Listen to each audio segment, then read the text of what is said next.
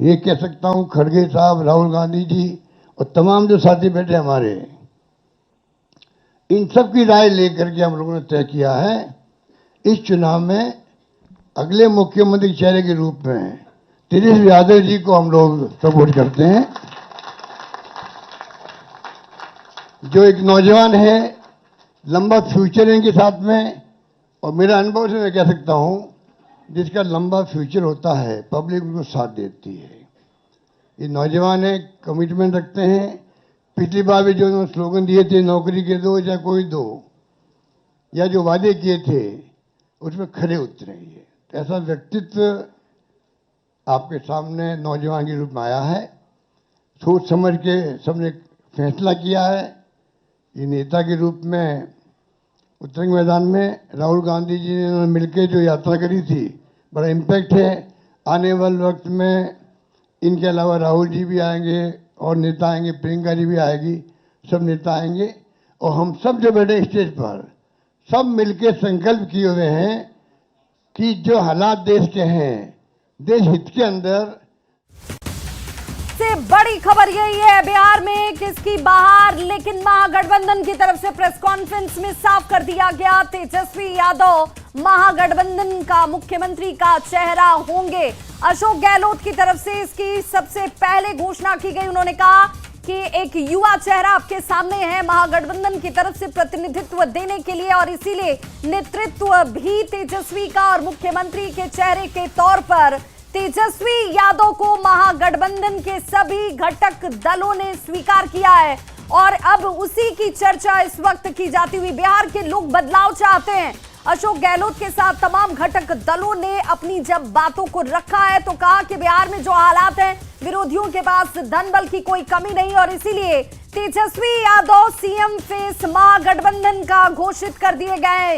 इसी को लेकर ये बार बार सवाल खड़े किए जा रहा था कि प्रेस कॉन्फ्रेंस का आखिर एजेंडा क्या होगा, मकसद क्या होगा। मकसद यही कि यहां पर एकजुटता तो दिखाई गई, साथ ही साथ उस सवाल का जवाब जिसमें महागठबंधन का नेतृत्व कौन कर रहा है, चेहरा कौन होगा मुख्यमंत्री का, तो चुनाव में जाने से ठीक कुछ दिन पहले इस प्रेस कॉन्फ्रेंस के जरिए ये कह दिया गया है कि कांग्रेस ने भी तेजस्वी के मुख्यमंत्री के चेहरे पर अपनी सहमति दे दी है। तेजस्वी यादव सीएम फेस हैं कांग्रेस की तरफ से, ये कह दिया गया। अशोक गहलोत जो कि एक सीनियर लीडर हैं, कई बार मुख्यमंत्री की भूमिका निभा चुके हैं, और उस लिहाज से भी जब वो यहाँ इस वक्त पटना में मौजूद थे तो इस प्रेस कॉन्फ्रेंस के होने से ठीक पहले बंद कमरे में मुलाकात हुई, और प्रेस कॉन्फ्रेंस में अशोक गहलोत ने कह दिया कि महागठबंधन के सभी दल मुख्यमंत्री के चेहरे के तौर पर तेजस्वी पर अपनी मुहर लगाते हैं। अकल होशियारी से, अपनी मेहनत से बनाई है, गरीबों के मसीहा के रूप में, अपनी कौम के मसीहा के रूप में उभर के आए हैं। ऐसे नौजवान को हमने तय किया है वो उप मुख्यमंत्री होंगे। साथ में इसके साथ में जो आपके यहाँ बहुत सारे समाज भी हैं, सामाजिक इक्वेशन अलग तरह की है, तो जो अन्य सामाजिक वर्गों के लोग हैं उनमें से मुख्यमंत्री और बनाए जाएंगे, उप मुख्यमंत्री और बनाए जाएंगे। यही बात कह के मैं अपनी बात समाप्त करता हूं। धन्यवाद। धन्यवाद। शुक्रिया, शुक्रिया अशोक गहलोत साहब। अब मैं आग्रह करूंगा सीएम डेजिग्नेट इसी प्रेस कॉन्फ्रेंस से निकलकर सामने आती हुई कि महागठबंधन की सरकार बनी तो मुख्यमंत्री का चेहरा तेजस्वी यादव होंगे, और उप मुख्यमंत्री के तौर पर दो चेहरों को आप देखेंगे। एक चेहरा तय है मुकेश सहनी का। मुकेश सहनी इसी बात पर अड़े हुए थे कि चाहे सीटों की संख्या जितनी भी हो, लेकिन डिप्टी सीएम यानी कि उप मुख्यमंत्री मैं बनना चाहिए। कॉन्फ्रेंस में आए हुए देश भर के सभी हमारे पत्रकार बंधु, मीडिया के साथी, प्रिंट मीडिया के साथी, इलेक्ट्रॉनिक मीडिया के साथी, जितने पोर्टल मीडिया हैं, यूट्यूबर्स हैं, आप सब लोगों का हम आज के प्रेस कॉन्फ्रेंस में स्वागत करते हैं, अभिनंदन करते हैं। और आज हमारे बीच हमारे अभिभावक, कांग्रेस के वरिष्ठ नेता, राजस्थान प्रदेश के कई बार के मुख्यमंत्री अशोक गहलोत जी, साथ में हमारे मुकेश सहनी जी, दीपांकर जी, ललन चौधरी जी, आईपी गुप्ता जी, अब्दुल बारी सिद्दीकी साहब जी, मंगनी लाल मंडल जी, राम नरेश पांडे जी, राजेश राम जी, कृष्णा लवरू जी और सभी महागठबंधन के हमारे साथी। सबसे पहले कई बार ये सवाल उठाए जा रहे थे और हमसे ज़्यादा आप ही लोगों को ज़्यादा इंतज़ार था कि महागठबंधन का सीएम का चेहरा कौन होगा। जितना बेताब आप लोग थे उतना हम नहीं थे। जितना इंतज़ार आप लोगों को था उतना हम लोगों को नहीं था। हम महागठबंधन के लोग केवल सरकार बनाने के लिए ही नहीं, मुख्यमंत्री बनने के लिए नहीं, बल्कि हम लोगों को बिहार बनाने का काम करना है, इसलिए हम लोग एकजुट हुए हैं। और हम आदरणीय लालू जी का, राबड़ी देवी जी का, मैडम सोनिया गांधी जी का, राहुल गांधी जी का, खरगे साहब जी का, प्रियंका गांधी जी का, दीपांकर जी का, मुकेश साहनी जी का, डी राजा साहब जी का, आईपी गुप्ता जी का, बेबी साहब जी का, नरेश जी, ललन जी का हम दिल से धन्यवाद देते हैं कि सभी महागठबंधन के साथियों ने मुझ पर पुनः भरोसा जताया है।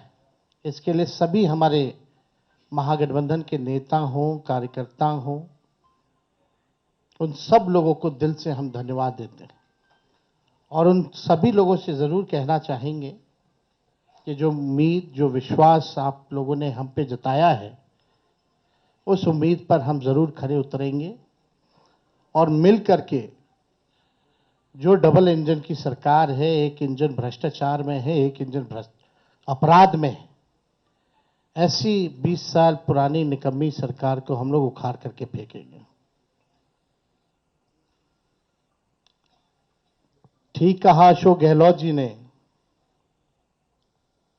कि भाई हमारा तो जॉइंट प्रेस कॉन्फ्रेंस भी हो गया, इससे पहले कई राउंड हम लोग साथ भी बैठे, लेकिन हम लोगों ने नीतीश जी के साथ जो है, जो अन्याय हो रहा है एनडीए में, एक बार भी कोई भी जॉइंट प्रेस कॉन्फ्रेंस जो है नहीं की गई है और ना ही ऑफिशियली रूप से मुख्यमंत्री का चेहरा घोषित किया गया है। तो हम लोग तो शुरू दिन से ही कह रहे थे कि भाजपा के लोग नीतीश जी को दोबारा मुख्यमंत्री नहीं बनाएंगे और इस पे और किसी ने मुहर नहीं लगाया है, बल्कि अमित शाह जी ने एक बार नहीं कई बार इस बात को बोला है कि विधायक दल की जो संख्या होगी वो तय करेगा। लेकिन अमित शाह जी से हम जानना चाहेंगे, इस बार आप ये बात कह रहे हैं, पिछले बार तो ये बात नहीं थी।